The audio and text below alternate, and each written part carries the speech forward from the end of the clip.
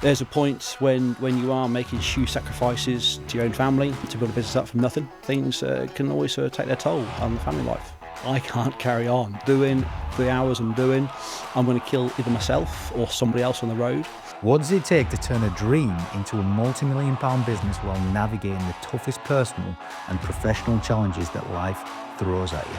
In today's episode, I'm joined by George Davies. We dive deep into leadership lessons that transformed his business, the pivotal moment that he decided to do it properly. My mindset was, my way or the highway. Nobody else can to do a delivery like I'm doing delivery. No one's going to look after the customer the way I look after the customer. I was a control freak. I hadn't trusted myself to put a team in place, and I didn't want to trust anybody. If you've got a football team, rugby team, one person can't win against 11 people. You have to trust your teammates around you. Have you ever thought about the real power of trust and teamwork in building a profitable business? Or how to bounce back when everything feels like it's falling apart? This conversation is real, it's raw, and it's packed with inspiration for anyone looking to succeed in business and life. I decided that literally I've got one of two ways. I hit the bottle or I run. Back in 1999, I chose the bottle every night. I'm not one to go and learn stuff for the sake of it. But when I can see the value in something, what it's going to do to me and help my wife, help my children, help the business, I'll learn and I'll learn all night. This episode is sponsored by Sam Roberts Speaking. Visit samrobertsspeaking.com. Let's do this.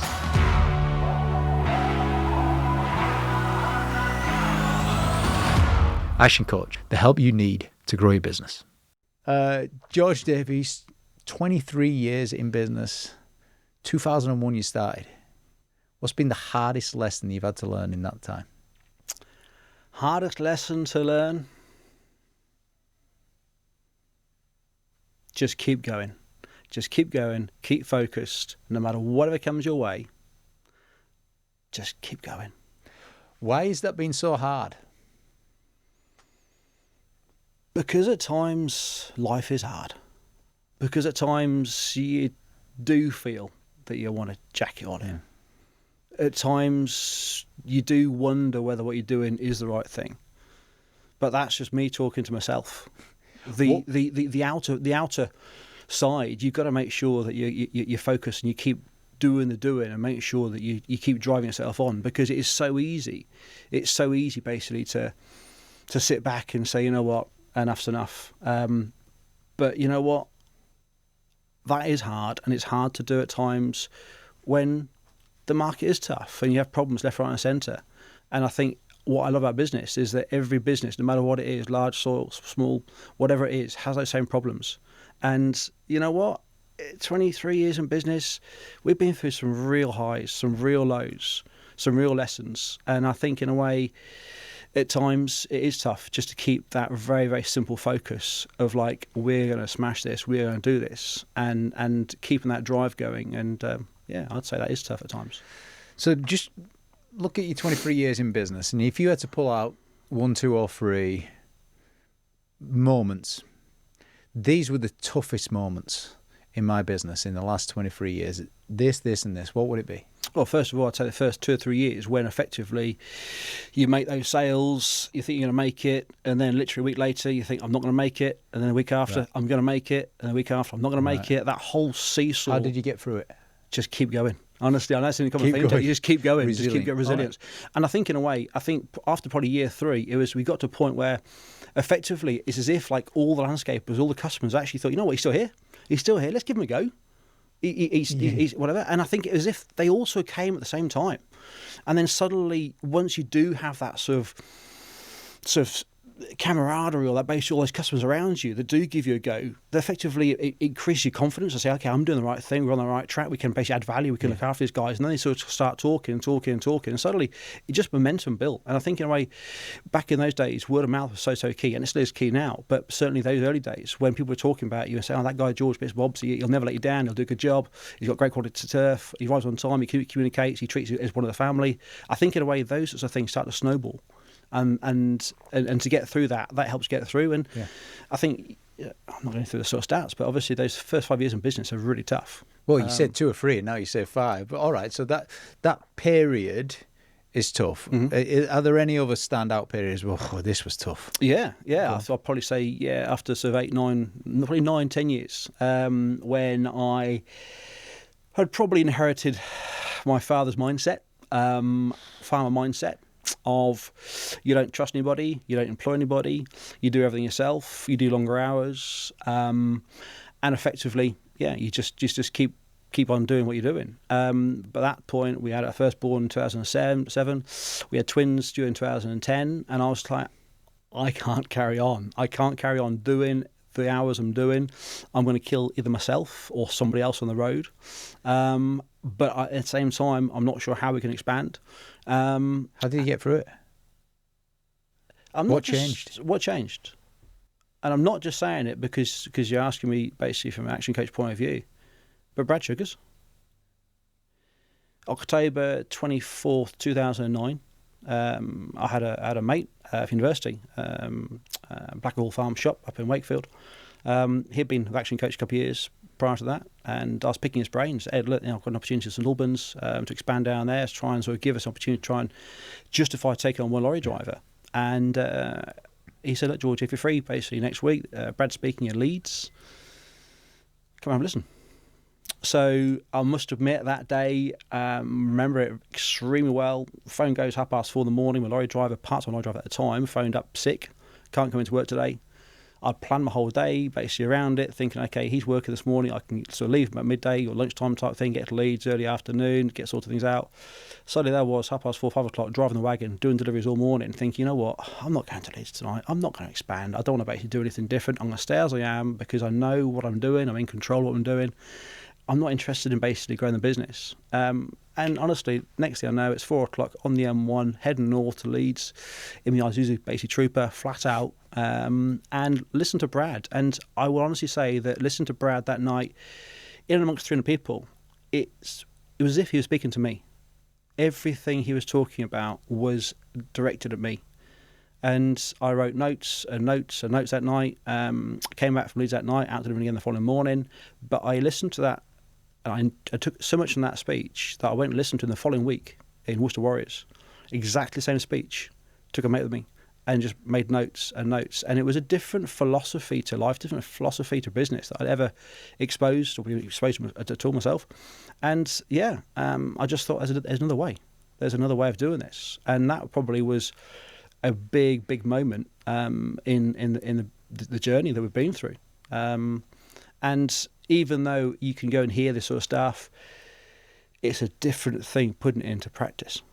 And that took a few years after that really to get things sort of cemented in. But that was a big moment. There's another way. All right. Is there any other aspect after 2009 that's been a tough? I think all the way through, there's different learnings depending on situations that arise. But I mean, as we go through, I mean, 2017, unfortunately, got divorced.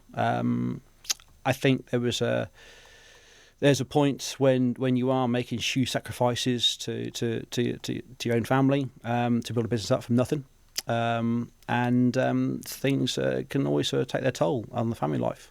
I'm not saying it was all that, but yeah, going through the divorce was tough. Sort of going through and having to buy back a business that you built up from nothing was extremely tough and extremely hard, and trying to keep the whole team motivated at the same time, as well as to keep my own head in balance, in check, when you've got these 4 amazing kids. They were 9, 7, 7 and 5 at the time, when suddenly they're being pulled out of the family home and you can see them every other weekend and every other Thursday night. But when you basically a devoted father and bits and pieces and you're there and they're not around, that was extremely hard. But also trying to keep your head straight at the same time to make sure that you can support the children, support the ex-wife as well. You've got to keep the communication going. You've got to make sure that you focus on the kids. You make sure you keep everything in balance, as well as keep pushing the business forward. That was tough. How did you feel when you were going through that divorce? Did you feel like you were losing your kids? You're losing something, or? Yeah, I mean, you question yourself. You question what you've done. You question where you are. But at the same time, it's. I mean, I've got a great relationship with my kids. Always have had. And I've just made sure that they have been the main focus and the main focus of everything. and to make sure they just feel loved and secure and talked about and right at the centre. And again, I must admit, I think the way I've handled myself over the last few years, regard to my ex-wife and the support we've given her, support we've given the children, the support I've had from my current wife has been fantastic, and the family as well. And I think I'd probably sort of say that the modern way of living, the modern life, unfortunately, divorces are becoming far too common. They really are, and they affect children. But I think, in a way, what I've tried to do with children is to show how to behave, how to basically conduct yourself in a tough environment, so that, look, God forbid they do go through the same sort of things as I've been through, then they've got a blueprint to follow. And I sort of see so many times divorce end up as a massive car crash, and there's no need for that. I think the damage it does to the children is absolutely off the scale at times.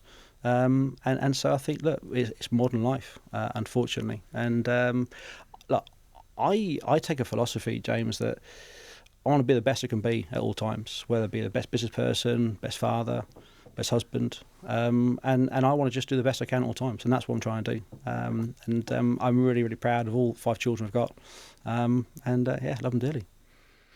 So, over the 23 years, because there is good news at the end of this, your business is growing. You're employing quite a lot of people now. How many people you got in the business? 24. 24 people. 24 people. You're beating the number of years in business with people, aren't you? So how has your leadership style changed over those 23 years? Okay, so massively. How would you define your style then and now? If I was to go back, and obviously it was very much on my own from 2001 to 2009 to early 2010, where my mindset was my way or the highway. It was the mindset of, I'm not going to trust anybody. Nobody else can to do a delivery like I'm doing delivery. No one's going to look after the customer the way I look after the customer. No one's going to answer the phone. How does it feel saying all this about yourself?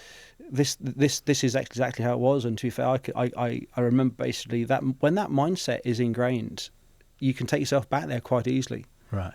Because at the time, that was all I knew. That was all I cared about. And I wanted to make sure that we were giving the customers the best customer service at all times. And that time was just through me. And I was pig-headed. I was determined. Is that how you describe yourself, or is that how other people would have described you? I would say how I was described myself. I'd like to think I wouldn't come across that way. Maybe at times I did, but I was a control freak. Right. I really was a control freak, pig-headed. And how would you define yourself as a leader now? Complete opposite. What is the opposite? I think what I've sort of learnt over the years is that you can trust people, you can show people the right way, you can relate to people, you can bring people on, you can inspire people, you can build their trust, you can. I think in the early days, and again, that mindset before, when you don't trust anybody, you don't employ anybody. But the opposite is effectively, if you do trust people, and you do employ people, and you try your hardest to try and empower them and to make them grow and bring them on so that they can be the best version of themselves to look after my customer. And I think that's probably the biggest mindset change, is that if I can't look after all my customers, I can't drive 7 lorries now, I cannot answer seven phones now. But if I can basically train my people and help the team to basically look after those customers the best they possibly can, then that's great. And that's what we're doing. And that's why customer service to me is absolutely key. And that's everything I'm sort of stand for is very, very basic and very, very simple, is that I want to make sure that every customer we have is looked after the way I want to be treated myself. And if we're late, we communicate. If we have a problem, we communicate. We just treat them with respect. And that's all my team are doing to our customers. What is trust? What is trust? Trust is knowing what you're going to do is the right thing, and knowing that time and time again you're going to do the same thing. You're not be erratic, you be consistent, You know what you stand for, and you're putting the other customer first. But not just the customer, you're putting your teammate first as well. I think it's not just customers, it's team, it's suppliers, it's a whole network. You gotta trust is knowing what you're doing, knowing why you're doing it, and what was the second thing you said in there? Just being true to your word. Oh yeah, that's right. Just being true to your word, and I think that goes for me. That goes as much with the suppliers as it does with customers. Having moral compass. Yeah. And doing it for the right reasons. Completely. And I think if that is ingrained in you, and if that's something you believe in, it's very, very easy to inspire others, because that's what you do believe in. And if things aren't in line with that, then you change. When that pretty did you quickly. start really trusting other people? This episode is sponsored by Sam Roberts Speaking. If you're looking to communicate and perform with clarity and control, visit samrobertspeaking.com. Now back to the podcast. I was forced into that situation. I'll never forget a conversation, and he'll know exactly who I'm talking about when he hears this. I'd taken a guy on to answer the phones back in 2012, and went out for dinner at his house one night, and I was upstairs going to the toilet, and I overheard a conversation downstairs. So how's it going then? Yeah, it's really good. It's really good. But one problem. I'm just sat there watching George answer the phone and do everything, because you won't trust me to answer the phone. And I didn't say a word. Monday morning, there's the phone, and I threw it to him. Because even though he'd been with me for, at that point, probably 2 or 3 months, listening to conversations, I still didn't want to relinquish the phone. And at that point in time, I threw him the phone and supported him. And that probably was a big moment. Moment. Powerful moment. It's an amazing story, really. It took you overhearing the truth. He never said that to your face. He said that to someone else, and you accidentally overheard it. And that's what changed. That level of feedback you needed to change. Yep. So important, isn't it? Feedback. It's massive. If you hadn't have heard that, would you have carried on doing the phone stuff? I would have probably carried on for a few more months until I'd heard something somewhere else. But yeah, I was so ingrained. I was petrified. If I'm honest, I was petrified to hand over the phone to somebody else to make sure they were going to look after the customers the way I look after them. And I think in business, when you build something up from nothing, it's really hard to relinquish that. At the same time, driving the lorries, doing the deliveries, was hard to make sure that those customers were being looked after. And now I know we've got some amazing team members. We've had drivers being with us for 9-10 years, and the reviews they're getting, the level of service that they're putting out, the feedback we get from customers on a daily, weekly basis, it just makes me sing. Just makes my heart sing, because those lads are doing exactly, to be fair, better now than I could do. Because I think also I was very, very aware that when you're trying to do absolutely everything, and look, I'll go back to when I was driving a lorry in probably 2008, 2009, that year was incoming calls, that was outgoing calls. They'll calculate on the steering wheel of the lorry, basically was the main thing. My pad alongside, scribbling things down, taking all the orders, taking all the phone calls, ordering all the turf for the suppliers, doing all the marketing, doing all the accounts, doing all the banking. It was relentless. It was relentless. Some people right now on the listeners, they can relate to you right now. They're doing this. All avenues are pointing to them. What changed for you, this trusting in other people? Did you have to learn any new skills? Was there anything else that you had to learn along the way to? Yeah, I think to be honest, I haven't stopped learning since, and I think that probably has been the biggest sort of change, is that probably since of 2009, seeing Brad, there was an appetite. I've always loved learning. When it's been relevant to me, and people will resonate with that. I'm not one to go and learn stuff for the sake of it. It doesn't really sink in. It doesn't have a lot of meaning to me. But when I can see the value in something, when I can see what it's going to do to me and help me, help my wife, help my children, help the business, I'll learn, and I'll learn all night. What would if your team in your business had to describe you in a few words, what would they say?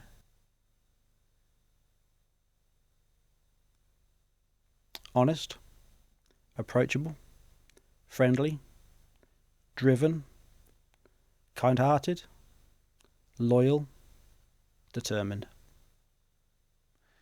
And is that if your team had to describe you back in 2006 and 7, I'm guessing that those wouldn't have been the words. There wasn't a team. Right. There wasn't a team because I hadn't trusted. Got it. I hadn't trusted myself to put a team in place because that's not what I was about. I was about me, and I didn't want to trust anybody. So that conversation you overheard, for someone answering the phones, is that when you started to trust yourself? When you threw him the phone? Yes. Because I knew at that point in time that I had no choice and I had to trust him. I had to trust them. I think of the same thing. Look, in the day, we all play team sports. And look, if you've got a football team or a big team, one person can't win against 11 people. Absolutely no chance. You have to trust your teammates around you. And I think you have to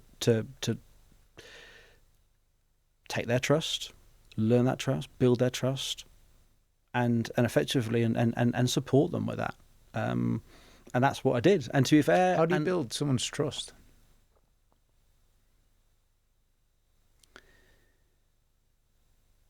By giving them the confidence and support that they need to make sure they know what they're doing is right.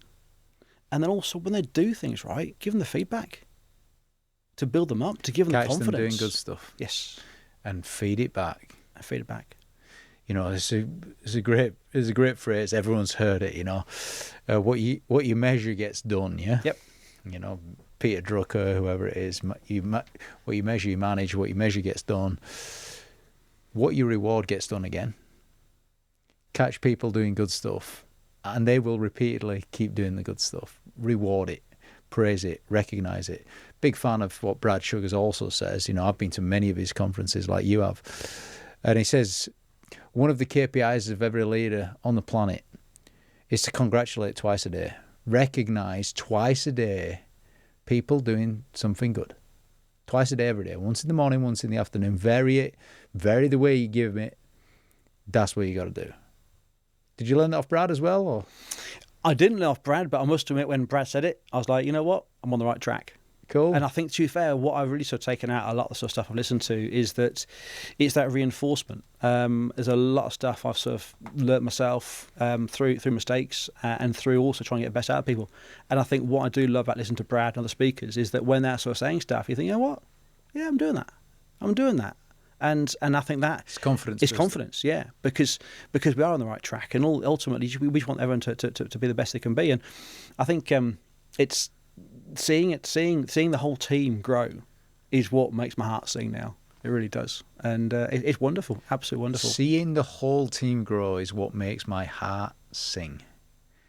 Yeah, that's pride, isn't it? That's just watching other people develop and become bigger, better, faster, stronger in their own roles in life. It's really a massive gift for an owner. So some of the listeners might be going through a divorce now, and that is quite a challenging time. What advice would you give to them? Keep your head straight. Keep your head straight. How? Whichever way that basically you have to do it. I think for myself, I was running a bit at the time, but going through that, I ran a lot. A lot. All right. So I decided that literally I've got one or two ways. I hit the bottle, or I run. And to be honest, that was the only way I could keep my head in the game, because I knew I had to keep my head in the game, not just for me, for the children, for the business, for the family. And I think at times actually I sort of look back, and I've never been in a boxing match, okay, but I can imagine the guy there that basically is taking the hits in the boxing ring, is getting battered. He's actually the one that's probably also in control. He knows what he's doing. In round 3, he'll come out in round 4, round 5. The family watching, they are not in control. And I think in a way it's a lot harder for them to actually see you getting pummeled to bits and pieces left, right and centre and not knowing what they could do to help. So at times I was in control, but I was having to keep myself under control and keep my head in the right spot. But I think it was really hard for the family around watching and see what's going on and worrying about the children, worrying about this. That was tough, probably for them. Whereas I knew that if I just kept head straight and kept thinking straight, then I can get through this, and we'll come out, and we'll come through it stronger as well. I think that things happen for a reason, and you can either basically dwell on all the negative bits of what happened, or you can say, okay, let's take the learnings of this. Let's take the learnings from this and move on, and not just sort of take the lessons. Let's just try and share the lessons and try and make sure that people get in the same sort of position that they learn too as well. And it's nothing that. There's probably a sense of pride there as well, but look, put the pride to one side. Put the pride to one side and get on with it. And just make sure that you don't make the same mistakes again, and you just come out the far side far stronger. We've got a long way to go, right? I'm going to 100, okay, and there's a long way to go, and I want to enjoy my life, and I want to make sure that I inspire my kids and provide my kids with everything they need to go and flourish themselves, and also the business. And yeah, beautiful analogy, by the way, on the boxing. You know, the boxer getting pummeled in round 3, where they've clearly got a strategy. You know, they're going to come out in round 7 or whatever it is, hitting back, and it's harder for the other people to watch. So the feeling that you're still in control is important. I got from that. Having a strategy, I definitely got from that. But before you said that, you said something that I cannot ignore, and that was, I had a choice. I hit the bottle or I go running. Now, that's not an easy choice, because the easy choice is to hit the bottle. But the fact that you say, look, I can take the bottle and I'll forget my worries, or I can go for a run and I can keep this sense of control. Still not an easy choice, because it's slightly painful, isn't it? It's the delayed gratifications. It's not there. It's the long-term route. What made you choose the run over the bottle? Did you ever choose the bottle? Be honest. As you were just saying that, I was working out why I chose the run, and that's because back in 1999, I was going through a tough time basically with an employer, and I wanted to leave, and I chose the bottle. For about 4 months. Every night? Every night. What were you drinking? Whiskey. Kind of whiskey? Cheap? Just cheap, anything. And to be fair, actually, how much? Half a bottle? No, it wasn't that much, but it certainly was enough to get you to sleep. Yeah, enough to get me to sleep. And I must admit, actually, I don't think anyone listen to this think I've never heard that, George. To be fair, I've never probably discussed that with anybody at all. But going back through a week and making those decisions at that point in time, what do you choose? Choose bottle, choose run. You choose run. For me, because I think I've been there before. I didn't like it, and you get sucked into it, and it becomes a habit, and then you got not a habit. And I think in a way, the endorphins. I'm an adrenaline junkie. Absolutely love it. I will go out for 8, 9, 10 mile run, come back clear head, and I've answered so many questions. And I think, a lot of folks when they do run, will listen to podcasts or bits and pieces. I'll just go on my own, have literally an hour or two, peace and quiet, and clear head. Look, let's just face the tiger for a second, because this is really important for people. Everyone's got stress in life, and stresses can peak and trough at certain times. It can be higher lows, different situations unfolding all of the time. And stress is a natural feeling that people have. And what alcohol is a coping mechanism. It's like cigarettes is a coping mechanism. And this is not meant offensive to anyone, whatever, but no one in their right mind would smoke. Yeah. No one in the right mind would smoke. You wouldn't. Which means if you're smoking, there's something wrong in here. It's a coping mechanism. It's a way of just getting me back. It's a methodology. And like the drink is a coping mechanism. It temporarily gets you to forget. And that's why people have drug addictions and all this kind of thing. But also running is a coping mechanism. Exercise is a coping mechanism.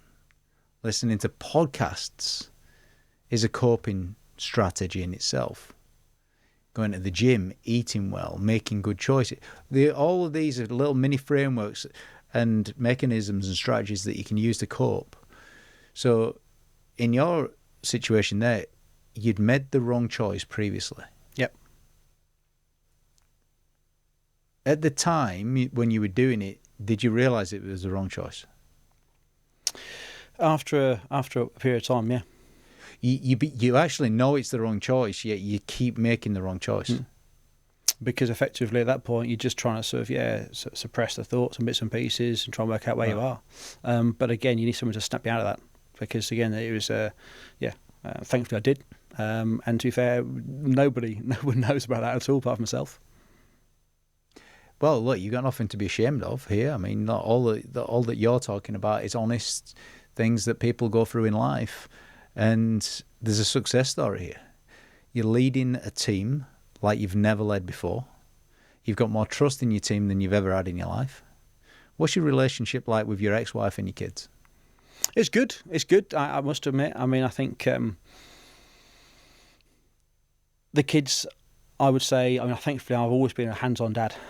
And I think that stood me in really good stead, because the bond I got with the children is real, and I've been able to support them all the way through, and so I'd say that I've got an emotional relationship with my children, all five of them, and I must admit now, and seeing all five together, the four from previous marriage and Ellie together, they are one gang, and it's just absolute, it's wonderful to see. Nice, isn't it, when we call them the gang? Yeah, the gang, and they are the gang, all the guys. And look, the ex-wife, I think I've tried my hardest to make sure that relationship is maintained. And I think, actual fact, there was a guy, and I can't think of his name now, that was speaking at a BizX conference in Farnborough, and whenever you listen to various speakers talk, depending on where you are at that point in time, you take out a different Woody, and he said Ian Woodhouse, exactly right, and he said the biggest gift you can give your children is to love their mother going through divorce, because she is their mother and always will be their mother. And that is the biggest gift that you can give your children, is to love their mother. And I think that resonated with me, and I've made sure that is the case. Obviously, not a different word, love type thing, but respect, and to make sure that you do try just to put it in there. Just call it love. Respect is love. Show it. It's moved on. I love the fact that you've just brought Woody in there. I guessed it was Woody when you said it. Was, yeah, it was, yeah. What have you learned about listening? I was never very good at listening. I was never very good at listening. Yeah. Until? Starting your own business was an exciting time, wasn't it? The good days you had, Bill, how are you? And the bad. You knew you'd have to work hard, but you did it for your future. You did it for the ones you love. Lately, though, you're missing out on the important things in life. Time seems to be slipping by. So make the change. Claim back your work-life balance and grow your business today. Probably started with the divorce. Right. And just, again, taking the lessons of where I was, the lessons of what had happened, and then listen to the children. And actual fact, there was another little bit I took from Brad, 2016, down in London, and he was saying he's got 5 children, I think. Yeah. He was saying around there's a table, a dinner table. He says have as many kids as you can, and then you'll have to build a better business. It's the only way. Yeah. And he was sort of saying, literally, and every mealtime he'll go through, okay, guys, what's been the best thing of the day? Yeah. What's been the worst thing of the day? Yeah. And then we took that, and we myself and my wife Monica, we put that into practice right in the early days of the divorce, or the end of the divorce, because I wanted to ask the kids and to get that conversation going, but also we added in, what's the biggest worry? And at that time, I wanted them, every mealtime we had, and we still do it to this day, we still go through, and I must admit, when Ellie was probably 3 years old, when she was sort of taking the chair, and she was going around asking the guys what their best thing of the day, what the worst thing of the day was, it was fantastic. But at those early days, when you're asking them what's the biggest worry, and their biggest worry, to offload it onto me so I can take hold of it and deal with it, was effectively listening to them and listening to where they are. And I think that taught me a huge amount, that when you're going through and you're supporting the children, don't just listen to them, listen to the team, listen to your colleagues, And I would probably sort of say there's one colleague as well, and I'll never forget, we've been working side by side for probably 2 or 3 years, and we hadn't had a one-to-one. In 2 or 3 years? No. We would just head down, go. And Did you avoid it? No, I was just subconscious. No, not at all. It was literally, we were there the whole time, basically working together. But did you ever think in the 2 or 3 years, we should have a one-to-one? Did you ever have the intention of having one? No, absolutely no. No, not at all. Because effectively, we were speaking all the time. But effectively, we had a conversation. It was like, George, I need to have a conversation with you. That's fine. So we had a conversation. It's like different conversation completely. Literally, when you're in there doing the doing, basically working alongside each other, go, to actually going outside, having a half-hour chat outside about one-to-one. And again, that is the listening. That is the listening side of things. So yeah, I'd say, and that would have been 2014, 2015. So it probably all happened at the same sort of time. Very powerful lesson there for all of the business owners or leaders or managers listening right now, is the power of the one-to-one meeting is you listening to the person that's reporting to you or working with you or whatever you want to call it. It's listening. The power of the one-to-one meeting is listening. Really good lesson. And I'd also say it's not just listening to your colleagues or your family, but your suppliers. Tell me more. With our business and any other business out there, the suppliers we have are the lifeblood to our business. And those suppliers you've got are going through the same problems as I'm going through. And if you can listen to them and work with them, you grow stronger together. Since this listening muscle, since it started getting bigger after the divorce, you started getting good at this listening, the one-to-ones, the speaking to suppliers.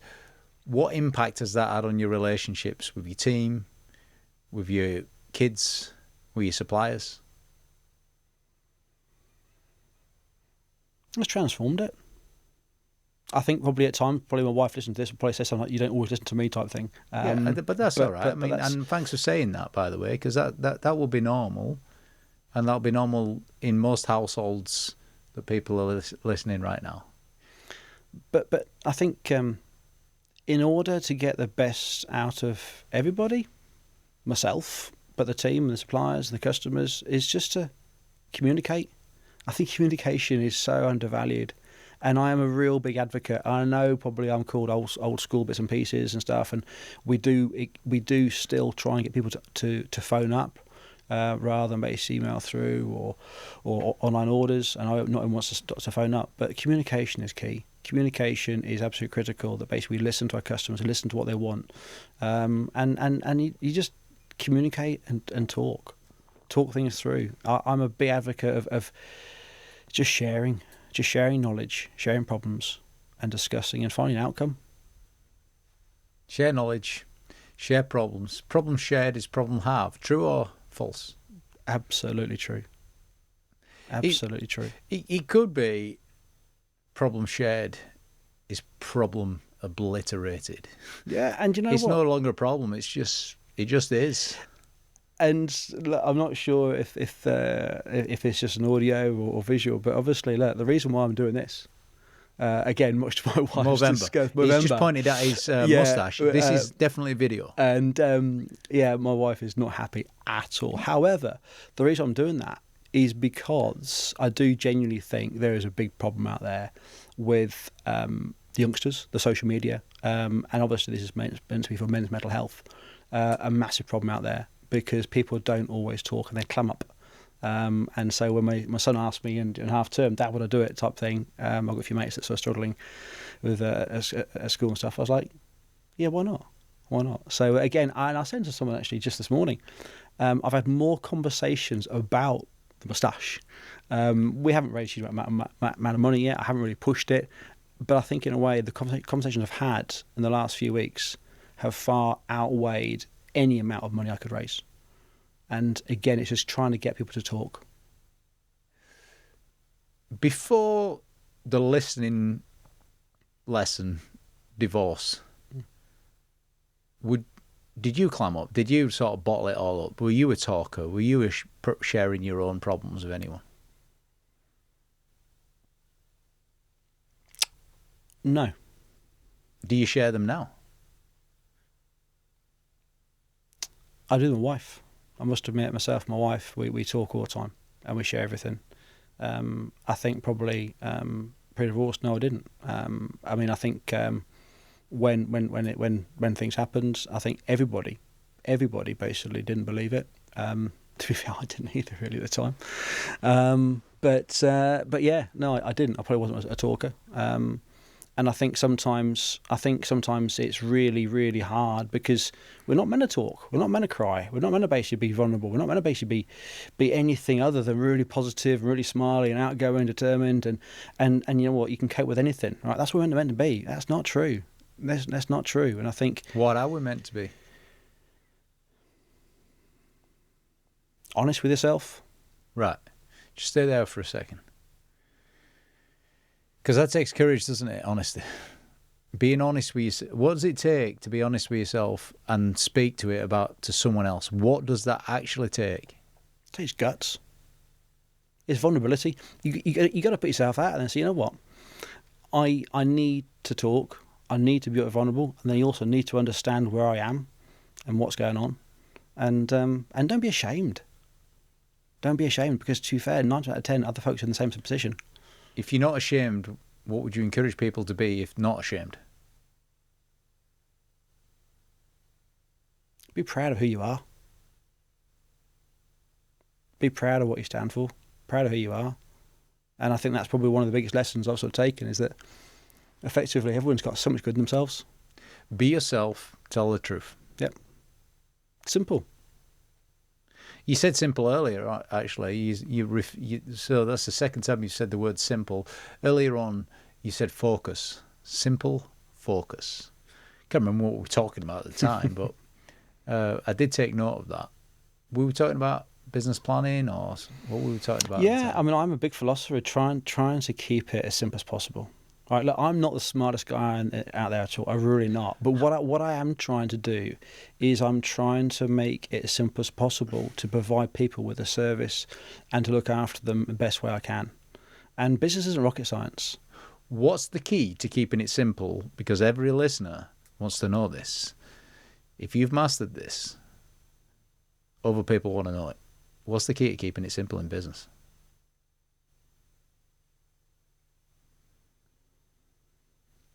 Work out what you're good at and stick to it and focus on what you can do. That's it. Work out what you're good at and stick to it. And that goes for every role in the business. Stay in your lane. But that point of staying in your lane, I'm responsible for this, stay there. Keep focused. You know, when you try and do everything, this is what I got from your comment, when you try and do everything, you're average. Absolutely. And sorry, James, to cut you off, but I think that's exactly where I was. At the end of the day, look, I was doing absolutely everything in the business. And when I started to employ people to do certain jobs, they were doing that far, far better than I was, because I was concentrating on that bit, and you spread yourself so thin. And I think in a way, it was Henry Ford, divide and multiply type thing, and the same sort of thing. And effectively, if folks have defined roles, then they can concentrate on that individual role. They'll do that far better than I will ever do it. Far better.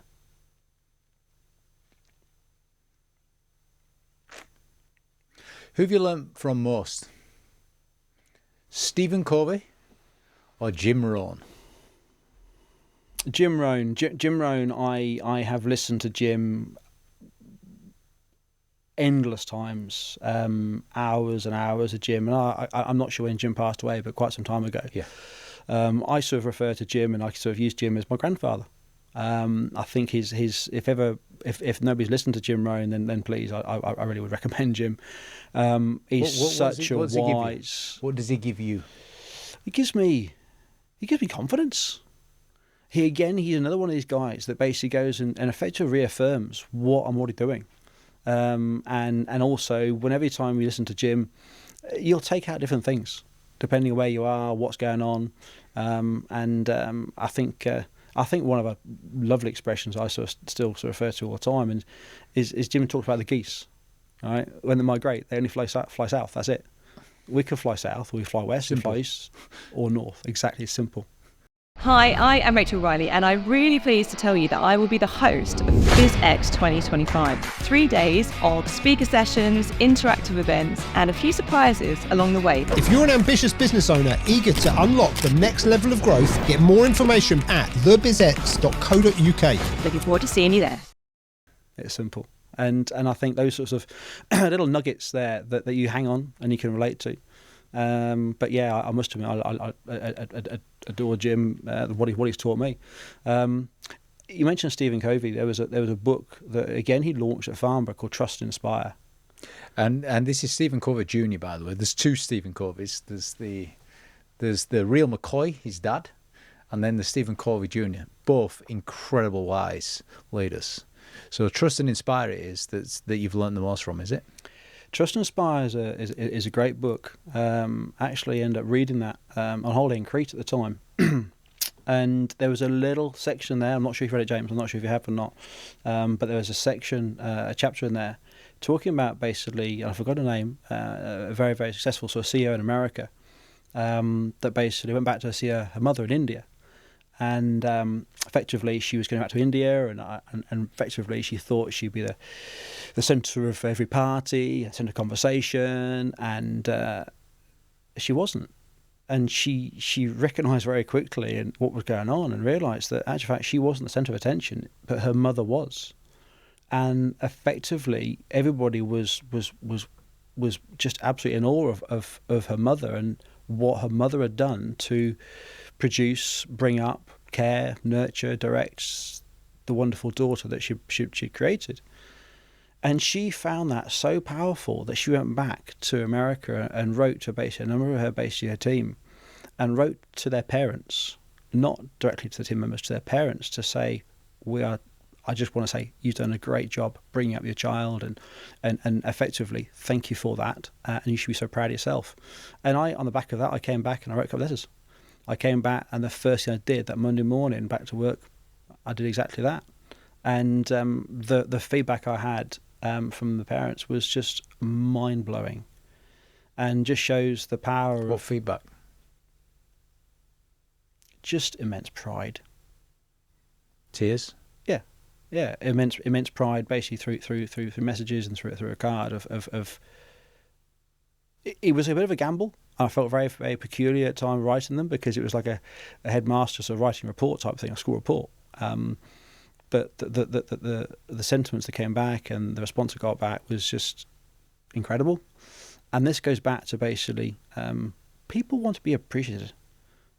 Full stop. Whether basically as a team member, whether it's the parents, whether it's your children, whatever it is. And that's all we are. I think as human beings, I think we overcomplicate things so much. And just bring it, just take it all back, strip it all back to basics, and respect each other, and when you do give out that sort of feedback, it's amazing what you get back in return. Have you got any other recommendations for any books on leadership? There's a book I'm referring to at the moment a lot, by Ben Hunt Davies, called "Will It Make the Boat Go Faster?" Yeah. And again, I love that book. I love the fact that basically what that Olympic rowing team were doing to try and to get the boat to go faster. And effectively, anything they were doing that would help it, they were carrying on doing it. And anything that they decided that wouldn't make the boat go faster, they sacked it off. Not next week, not next month, now. And I think in a way, I use that all the time, because if there's anything in the business that we're doing that'll make us go faster, crack on and double it. And if it won't, sack it off. And I think that probably is a really, really sort of clear way of sort of just keeping that focus. And I think probably combined with that, I think there's that sort of, it's called zero-based thinking. I think it's literally sort of knowing what you know now. If you basically know what you know now, if you would make the same decision today, do it. If you wouldn't, sack it off now as well. And I think there's a big sort of correlation with those two. And yeah, so Ben and Davis, great book. And I think actually went up to go see a supplier, Millboard, up in Coventry, and they had these little quotes around the factory floor, and I was like, wow, fantastic. They sort of take the same sort of thing. It's a good question, isn't it? I mean, it's a relatable question for most people. Will it make the boat go faster? You know, the business. And if you can't conclusively answer yes, it's literally say no. Nope. And just stick to that, and everything's going to speed up, yeah? What's the most beautiful thing about owning a business?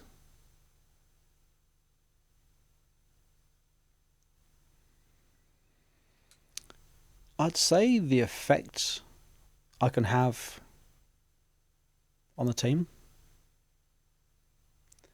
I would like to think that a number of our team members we've had in our business, I would love to think that we've given them opportunities they wouldn't have had elsewhere.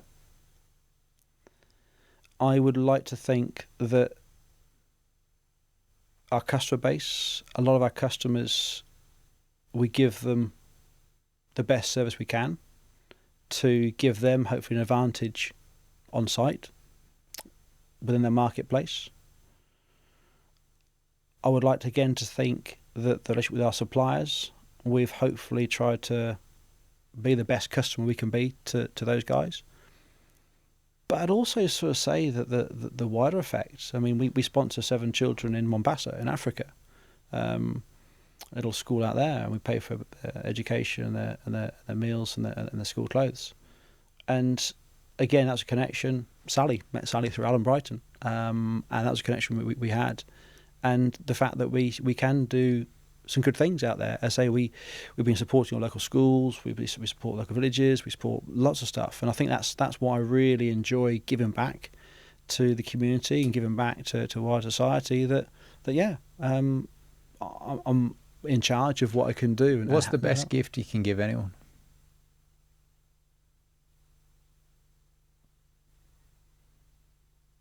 I'd say it's time. And I think at times, James, I do struggle to basically spread my time across all parties. And I would love to spend more time with my customers. I'd love to spend more time with my team, spend more time with my wife, my children. We've only got some amount of time. I think I'll probably just say just use that time wisely. And also don't beat yourself up about basically trying to give everybody every second or every day to everyone, because you can't do it. If you could go back to 2001, yep, and knowing what you know now, what advice would you give to that young George Davies? Do not spend 9 years thinking that I've got to reinvent the wheel, and effectively you have got to learn everything yourself. And you've got to basically, no one's gonna do it like I do it, and just learn from other people. Just get out there. And I think in a way the great thing about these podcasts is that people can relate to what people are saying, and yeah, just learn and take the learnings, and don't be just so stubborn that effectively that doesn't apply to my business, that doesn't apply to where I am right now. Of course it's not, but you know what? Probably 80% of it will, and just be open to change, open to feedback, honest with yourself, and just probably surround yourself with like-minded individuals that have been there, that have done it, and learn from them. And I mean, I think probably Brad sort of says, look, at the end of the day, look, if you read a book a week, if you outlearn me, you'll out-earn me. All right, and I'll be honest, I haven't quite done that, probably far from it. But I do enjoy learning. I listen to a lot of podcasts, a lot of audio tapes, a lot of books, and I think probably I would say is that when you do find something that resonates with you, when you do find that little golden nugget, act on it fast, because if you don't do it that morning, that afternoon, it's gone and it's wasted, and you missed an opportunity. And I'm a big believer of sliding doors. I think in the day, look, we have certain situations in our lives that effectively you just take it. You just take. There was a sliding door in your life. Choose the ball. Yep. or go for a run. Yep. That's a sliding door. Yep. You know, they both lead to a different place, yet you've got the choice right now. Choose it wisely. I mean, something you said there really reminded me of some of the greats. You heard of Bill Gates? Yes. You heard of Steve Jobs? Yes. You heard of Jeff Bezos? No. He owns the world's greatest shop, Amazon. Oh. So, you've heard of 2 out of the 3 greats. Have you heard of Bill Campbell? Most people haven't. No. Bill Campbell was the coach to those 3. No one knows about Bill Campbell. So a lot of people do because he's pretty famous now. He's a pretty good coach. But those 3 had a realization. They had one thing in common, and the same thing that you've got in common. They had the courage to publicly say this: I can't do it alone. So they got Bill in to come and help them. And I asked you the question, you go back 2001. George Davies offered some advice. It was that advice: you can't do this alone, kid. You need the people around you. It's very strong advice. Now that people have listened to this, what's the first action that you get them to take? Listen. Listen, listen, listen. I think once you've got all the facts, you can make decisions. And listen, folks, with your eyes first, your heart second, and your ears third. Now, truly, it's all 3 of them at the same time simultaneously. You get all them senses listening. That's what listening really is. What's my favourite thing of today? I quite like your little advice back to yourself. I like the fact that you'd gone from a self-obsessed or pig-headed leader to someone that listens and is proud of empowering the team. I like the level of honesty around the divorce and listening that you've shown. I'd probably say that listening is my favourite bit. What's been your favourite part? I'd say, James, obviously you've been a great coach. Obviously you've got these podcasts. You have some great guests on. I would just say I'm just really appreciative to be asked to be on this podcast, and to be asked some questions by yourself. But also, again, just to reaffirm what we are doing, we're on the right track. And I think I probably will say that as a business owner, it's lonely at times. A lot of the time it's lonely. And I think to be in a company like yourself and discussion beforehand of where we are and say, you know what, George, you're doing all right. I think in a way I'll take that. Thank you. George Davies, thank you very much, sir. Thank you.